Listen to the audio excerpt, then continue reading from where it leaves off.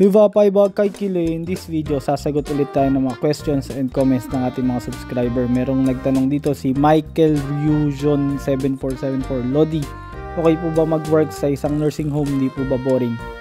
Sa pag-work po sa nursing home is masaya po akong mag-work dito. Sa workplace po namin, meron po akong 48 rooms. Once a week kong nililinisan yung mga rooms from Monday to Thursday. Sa Friday naman, naglilinis ako ng office, sauna at deep cleaning.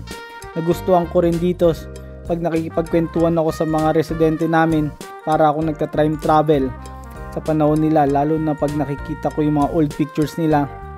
Natutuwa ako pag nakikita ko silang masaya, pero nalulungkot naman ako pag nabalitaan kong sa makabilang buhay na sila. Pero overall, masaya naman mag-work dito sa isang nursing home. Kung may gusto pa kayo malaman about sa Finland, i-comment nyo lang down below. So, thank you for watching. See you on the next video. Nahadan. Moi mo!